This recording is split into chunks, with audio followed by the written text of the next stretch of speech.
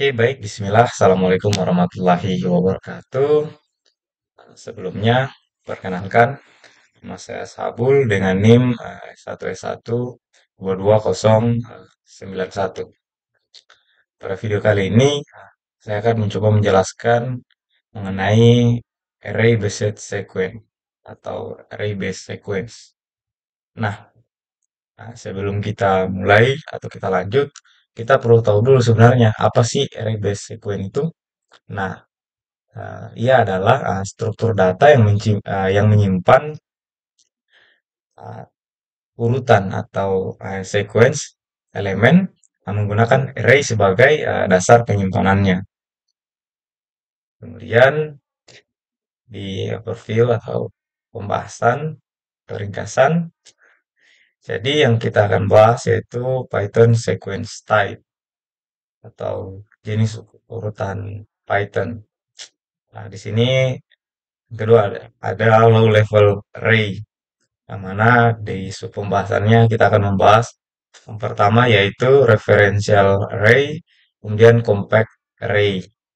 Dan pada pembahasan lanjut kita akan membahas yaitu dynamic array dan amortization.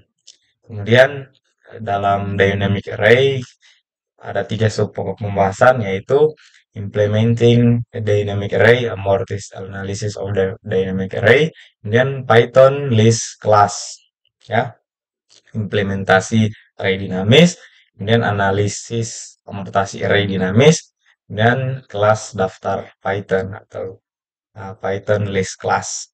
Kemudian pada pembahasan setelahnya kita akan membahas efisiensi of Python sequence type. Nah, di sini ada dua sub pokok pembahasan yaitu list and tuple class, kemudian string class.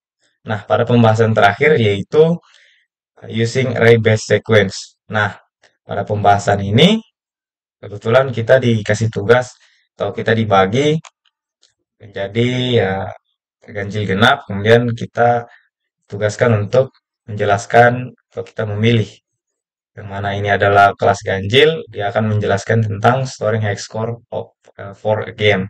Kemudian kelas genap tinggal memilih salah satunya, apakah sorting sequence atau simple cryptography. Nah, di sini saya akan mengambil sorting sequence. Namun sebentar kita akan lihat. Kita lanjut pada Python sequence types. Sequence class. Nah, di sini kelas sequence ada beberapa, yaitu yang pertama ada list, tuple, dan string. Kemudian berlaku umum lah. Tahu di sini disebut dengan common behavior.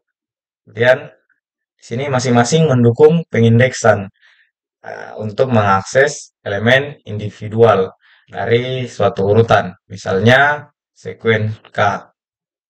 Di sini dikasih contoh. Misalnya sekuen atau sek K. Kemudian masing-masing menggunakan konsep tingkat rendah yang dikenal sebagai array untuk mewakili urutan. Nah, dia tingkat rendah kemudian dikenal dengan urutan atau sequence. Kemudian lanjut di perbedaannya terletak pada difference atau perbedaannya terletak pada abstraksi yang diwakili oleh kelas-kelas ini dan bagaimana kemudian struktur data kompleks ini akan nantinya diimplementasikan. Pemahaman yang lebih mendalam tentang struktur data ini penting untuk pemahaman yang baik bagi programmer. Nah, jadi ini salah satu catatan bahwa pemahaman yang mendalam mengenai struktur data ini sebenarnya sangat penting untuk pemahaman yang baik untuk seorang programmer. Lanjut, kita membahas mengenai array tingkat rendah atau low level array. Nah, pada low level array, di sini dikatakan bahwa memori utama komputer terdiri dari bit informasi, ya, ini dia. Kemudian bit-bit tersebut biasanya dikelompokkan ke dalam unit yang lebih besar, yang bergantung pada arsitektur sistem yang tepat. Unit yang umum adalah byte, yang setara dengan 8 bit. Nah, di sini dikatakan data sebagai byte informasi. Jadi setara yang mana di sini dikatakan byte setara dengan 8 bit. Kemudian di sini terdapat alamat-alamat memori. Ini alamatnya ada 2144, 2145 dan seterusnya. Kemudian setiap byte informasi dalam memori dikaitkan dengan nomor unik yang berfungsi sebagai alamatnya, yaitu alamat memori. Ya, ini dia tadi yang saya katakan, alamat memorinya. Kemudian lanjut di random access memory atau RAM.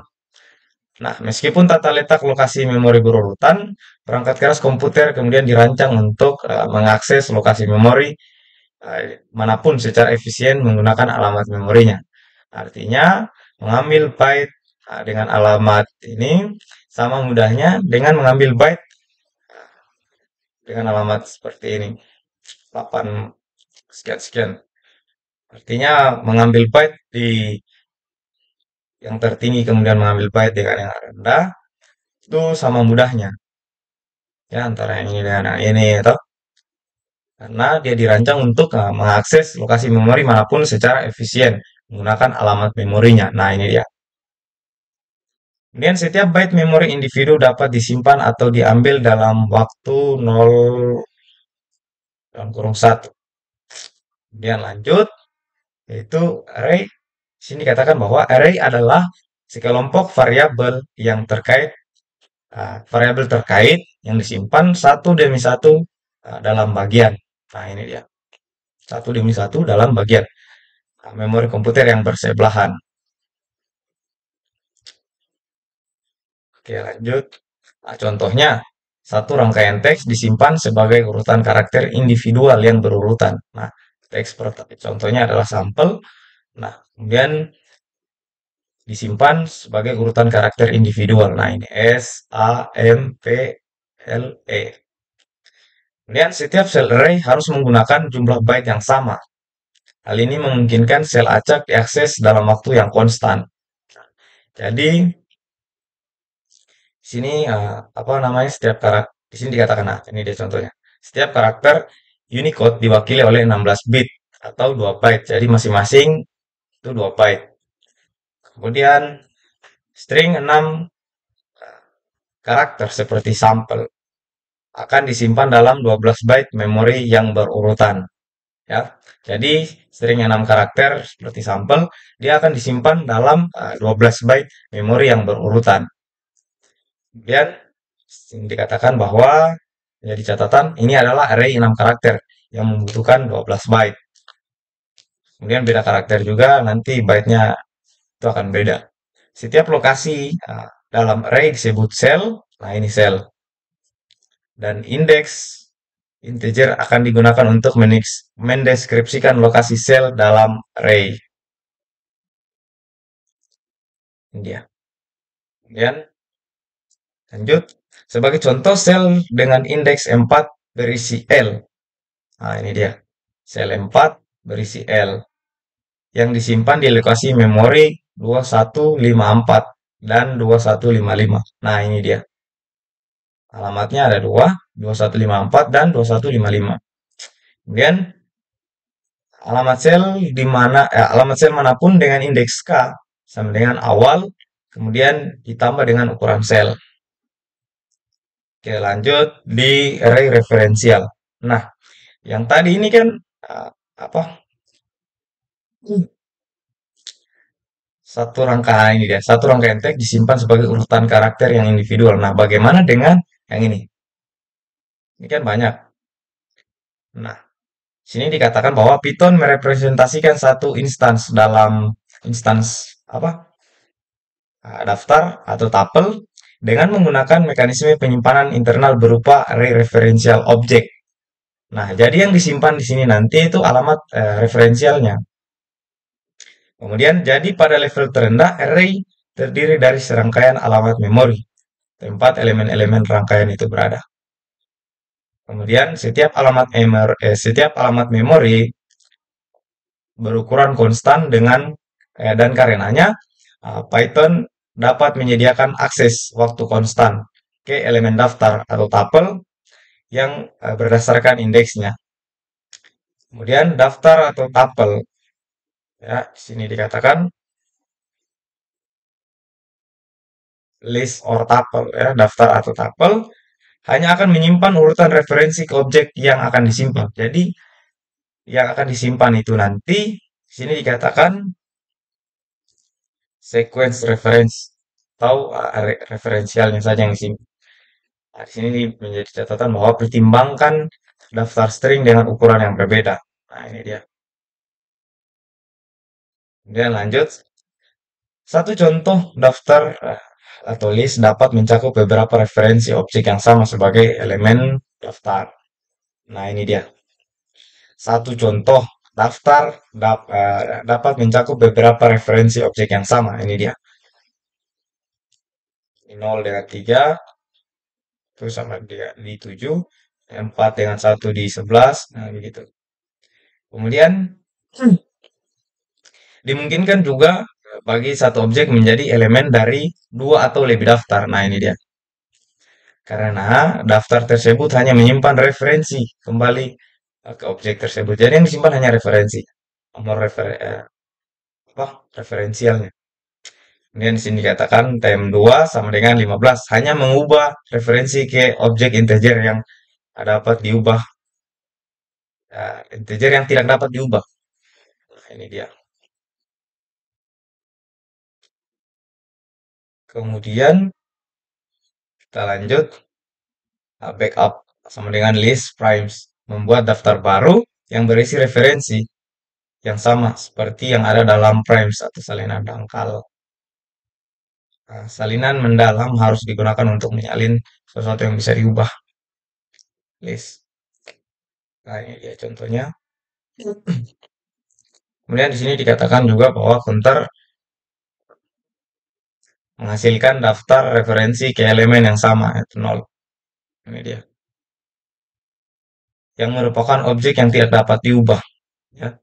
Kemudian counters membuat yang baru integer dengan nilai 0 plus 1 dengan menetapkan referensinya ke sel 2 dari array. Nah, ini dia. 0 plus 1 sama dengan 1 di sini. Referensinya ke sel 2 dari array ini dia. Memperluas daftar. Menerima referensi ke elemen baru yang ditambahkan. Nah, ini ditambahkan 2, 23, 29, 31. Nah, ini dia 23, 29, 31. Kemudian di sini kita lanjut. Itu array kompak dalam Python. Di sini disebutnya apa? Compact array in Python. Ya, array kompak menyimpan data primer dalam bentuk bit, bukan referensinya. Contohnya string. Ini dia. Keuntungan dari array kompak yaitu yang pertama penggunaan memori secara keseluruhan akan jauh lebih rendah dibandingkan dengan array referensial. Kemudian tidak ada overhead untuk menyimpan referensi. Kemudian data primer disimpan secara berurutan dalam memori. Ini memberikan kinerja komputasi yang lebih tinggi. Kemudian dukungan utama untuk array kompak ada di modul bernama array. Nah, ini dia. Array modul. Tipe kode yang mendukung. Kemudian susunan dinamis atau di sini dikatakan bahwa dynamic array. Masuk di pembahasan selanjutnya. Nah, saat membuat array tingkat rendah atau array low level atau low level array. Saat membuat array tingkat rendah, penting untuk menentukan ukuran pasti array tersebut secara eksplisit selama instansiasi.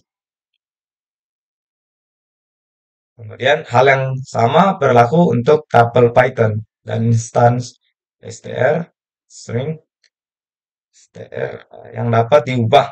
Kemudian setelah dibuat ukuran dan isinya tidak dapat diubah. Kemudian kelas Python mewakili array dinamis di mana elemen dapat ditambahkan atau dihapus dari daftar. Kemudian semantik array dinamis. Di sini ada dua catatan bahwa memperhatikan array dasar yang memiliki kapasitas lebih besar daripada panjang daftar saat ini. Jika kapasitas yang dicadangkan habis, sistem akan menginisiasi array baru yang lebih besar ukurannya dan susunan yang lebih lama kemudian diambil kembali oleh sistem. Nah, di sini daftar kosong memerlukan jumlah ruang 64 byte pada mesin ini diperlukan untuk menyimpan informasi berikut. Nah, ini dia. Di sini kita sudah dikasih contoh jumlah elemen yang aktual yang saat ini disimpan di daftar. Kemudian jumlah maksimum elemen yang dapat disimpan, referensi array yang dilokasikan saat ini. Dan setiap alamat memori adalah angka 64 bit dengan 8 byte. Kemudian kapasitas cadangan meningkat 32 byte 4 sel menjadi 64 dan 8 sel dan seterusnya. Saat array diperluas terus-menerus dengan menambah objek baru. Nah, di pertemuan sebelumnya kita sudah coding. Nah, di sini yang pertama dilakukan yaitu membuat list kosong, yaitu data. Kemudian for k in range 27. Nah, di sini kita akan mengulanginya sebanyak 27 kali. Kemudian len data menghitung jumlah elemen saat ini. Nah, kemudian ini dia menghitung jumlah elemen saat ini. Kemudian sys get size of. Kemudian mengukur ukuran list di memori atau dalam byte. Kemudian data pen. Nah, di sini kita akan menambahkan elemen kosong ke dalam list. Dan kita coba jalankan. Nah, ini sama dengan contohnya tadi di sini. Yang mana di sini dikatakan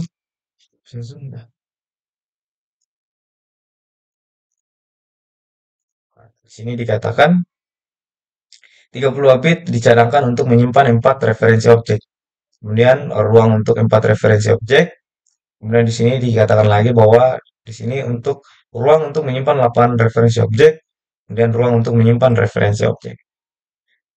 Kemudian menerapkan array dinamis atau implementing a dynamic array.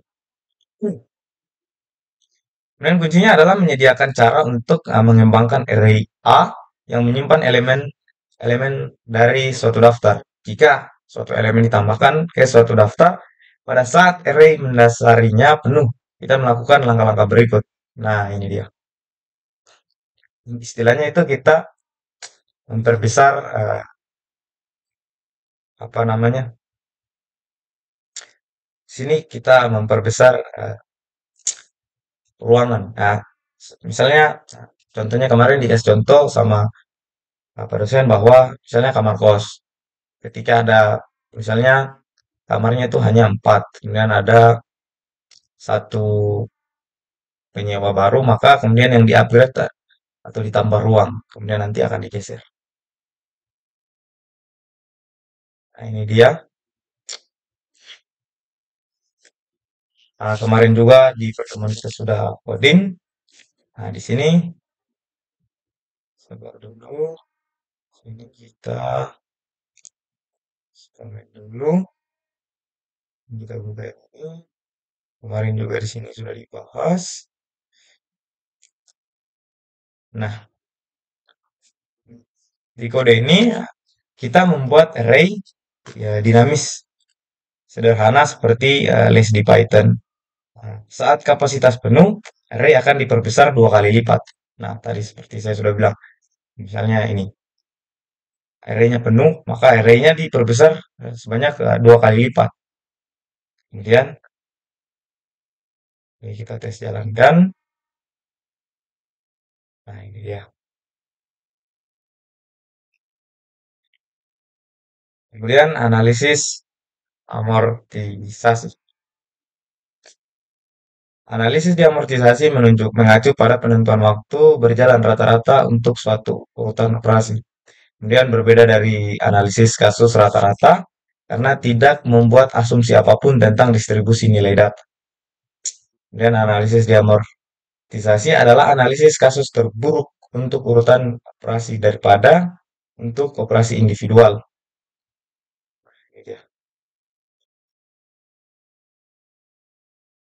Kemudian motivasi untuk melakukan analisis diamortisasi adalah untuk lebih memahami waktu berjalan dari teknik tertentu, di mana analisis kasus terburuk standar memberikan gambaran yang lebih baik terkait terikat pesimis. Kemudian analisis diamortisasi umumnya berlaku pada metode yang terdiri dari serangkaian operasi, di mana sebagian besar operasinya murah, tetapi beberapa operasi-operasi tersebut mahal. Jika kita dapat menunjukkan bahwa eh, operasi yang mahal itu jarang, kita dapat mengubahnya ke operasi-operasi yang murah dan hanya mengikat operasi yang murah. Kemudian di sini dikatakan bahwa tetapkan biaya buatan pada setiap operasi dalam urutan tersebut, sehingga total biaya buatan untuk urutan operasi tersebut membatasi total biaya real urutan tersebut. Nah, biaya ini disebut juga biaya diamortisasi suatu operasi. Bisa disebut amortised cost. Kemudian analisis amortisasi array dinamis. Kemudian di sini bawah katakan lihat komputer sebagai peralatan yang dioperasikan dengan koin yang memerlukan pembayaran sebesar 1 cyber dollar untuk jumlah waktu komputasi yang konstan. Nah, saat suatu operasi dijalankan, kita mesti memiliki cukup cyber dollar yang tersedia di rekening bank saat ini untuk waktu berjalannya operasi tersebut. Dengan demikian, jumlah total cyber dollar yang dihabiskan untuk setiap komputasi akan menjadi sebanding dengan total waktu yang dihabiskan pada perhitungan itu. Ya, kita dapat menggunakan biaya lebih beberapa operasi untuk menghemat uang cyber untuk membayar online. Nah, di sini misalkan S adalah suatu deret yang diimplementasikan melalui suatu lari dinamis dengan kapasitas awalnya 1 dengan menggunakan strategi menggandakan ukuran lari ketika penuh. Jadi kapasitasnya 1, kemudian dengan strateginya kita gandakan ukurannya ketika penuh. Nah, total waktu untuk melakukan serangkaian operasi penambahan N dalam S dimulai dari S yang kosong adalah 0 dalam kurung N. Nah, di sini pembenaran. Mari kita asumsikan setiap operasi penambahan S menghabiskan biaya 1 cyber dollar. Tidak termasuk waktu yang dihabiskan untuk mengembangkan array. Dan mari kita asumsikan bahwa menumbuhkan array dari ukuran K ke ukuran 2K memerlukan K cyber dollar. Misalnya, atau mari kita kenakan biaya 3 cyber dollar untuk setiap operasi penambahan yang tidak menyebabkan atau tidak meluap. Ada keuntungan 2 cyber dollar untuk setiap penyisipan yang tidak mengembangkan array dan disimpan dalam sel tempat elemen yang disisipkan. Kemudian di sini mengandalkan urutan array akan membutuhkan cyber dollar 2 cyber dollar. Cyber dollar ini disimpan di dan sel 2 pangkat I kurang 1. Kemudian kita lanjut. Nah, ini di sini dikatakan bahwa diagram meningkatkan ukuran array sebanyak 2 sel. Nah, ini sebanyak 3 sel. Nah, kemudian lanjut penggunaan memori dan mengecilkan array. Oke, ini lanjut. Nah, di sini masuk pada memory use and shrinking an array. Nah, konsekuensi lain dari aturan peningkatan kapasitas geometris saat menambahkan ke array dinamis adalah bahwa ukuran array akhir dijamin proporsional dengan jumlah elemen secara keseluruhan. Artinya, struktur data menggunakan memori 0 dalam kurung N. Nah, jika suatu wadah seperti daftar atau list Python menyediakan operasi yang menyebabkan penghapusan suatu atau beberapa elemen, satu atau beberapa elemen, maka perhatian lebih besar harus diberikan untuk memastikan bahwa array dinamis menjamin penggunaan memori 0,0. Kemudian penyusupan berulang yang yang mendasarinya tumbuh besar secara sewenang-wenang dan tidak lagi menjadi hubungan proporsional antara jumlah elemen yang sebenarnya. Nah, sini list atau daftar Python list kelas, oh bukan list, sorry, kelas. Nah, implementasi metode append pada Python menunjukkan amortisasi waktu konstan, perilaku waktu konstan. Nah, ini dia. Seperti yang dapat kita lihat di amortisasi, waktu untuk setiap penambahan tidak bergantung pada n. Nah, ini dia. Sini ya implementasi metode append. Kemudian efisiensi tipe urutan Python. Nah, tuple biasanya lebih hemat memori daripada list karena mereka tidak dapat diubah. Kelas tuple mengimplementasikan perilaku kelas list yang tidak bermutasi. Operasi waktu konstan yang dikatakan len data, n data, yang lanjut perilaku yang bermutasi. Misalnya di sini metode set item memerlukan waktu yang konstan dan menambahkan elemen ke daftar, menghapus elemen dari daftar, memperluas daftar, dan membangun daftar baru.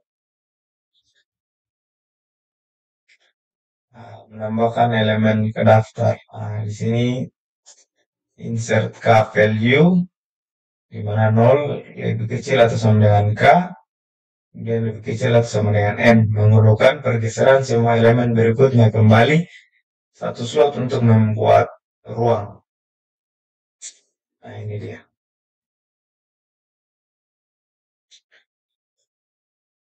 Kemudian menganalisis kinerja runtime operasi insert Python.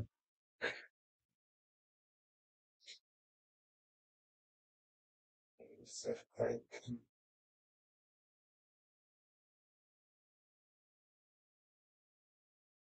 Nah, sini menganalisis kinerja runtime operasi insert. Nah, ini dia. Penyisipan di awal daftar paling mahal karena memerlukan waktu linear per operasi.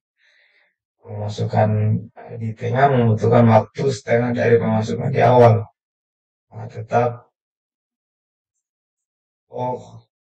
saja itu waktu. Sorry, tadi bukan 0 ternyata omega n. Pemasukan di akhir menampilkan perilaku omega 1.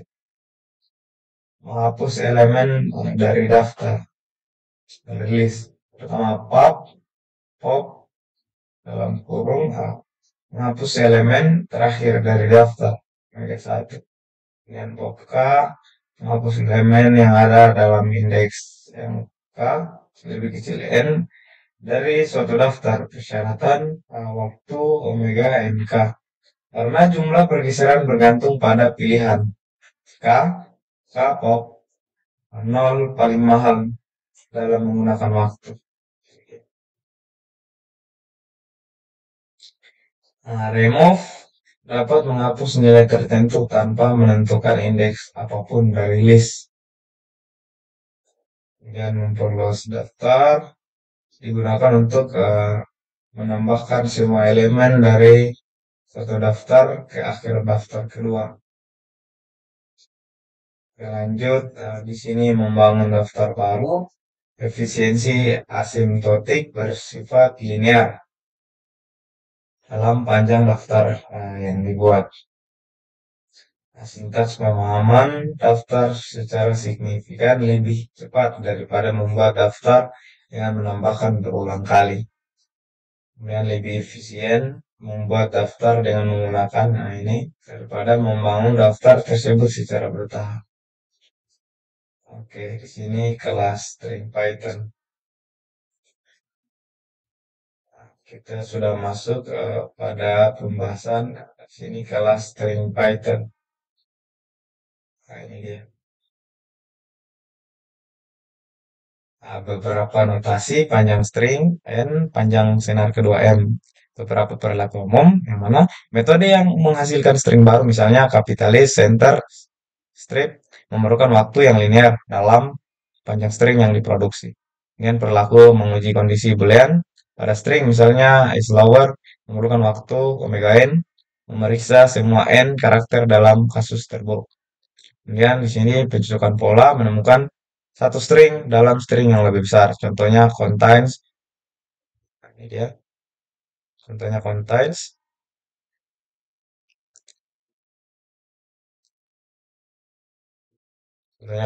find, index, count, replace, dan split. Implementasi naif akan menghasilkan kompleksitas waktu. Kemudian menyusun string, membuat string baru dari string lain. Contohnya kita memiliki string besar bernama dokumen, ya. Nah, dokumen tujuan kita adalah membuat string baru yang hanya berisi karakter alfabet dari string asli dengan spasi, angka, dan tanda baca dihapus. Nah, di sini implementasi.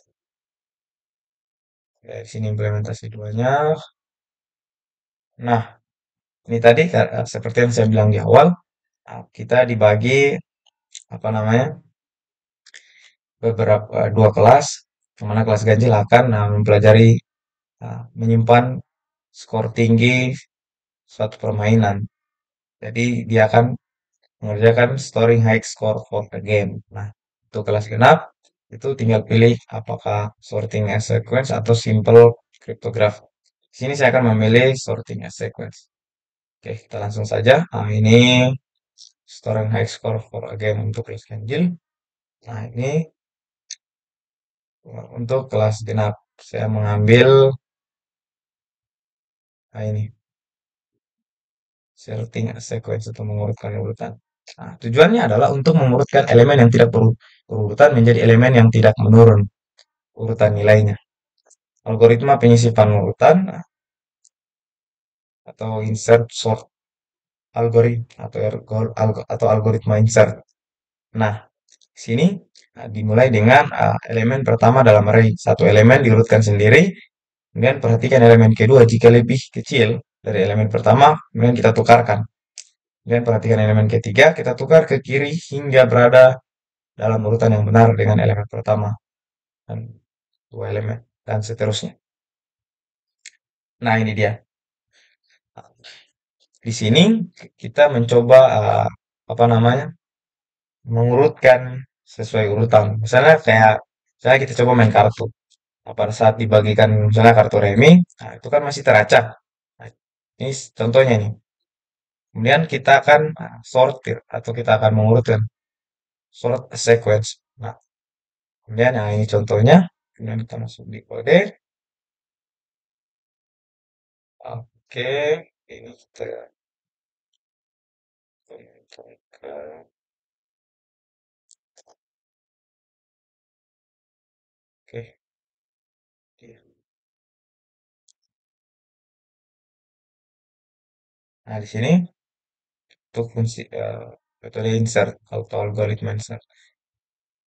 Nah, yang kita jalankan. Nah, urutan awalnya itu 5, 9, 2, 1, 0, 7, 8, 6. Nah, kemudian diurutkan 0, 1, 2, 3, sampai 9, dan seterusnya. Dan ini juga uh, huruf alfabet yang tidak berurutan, kemudian akan diurut.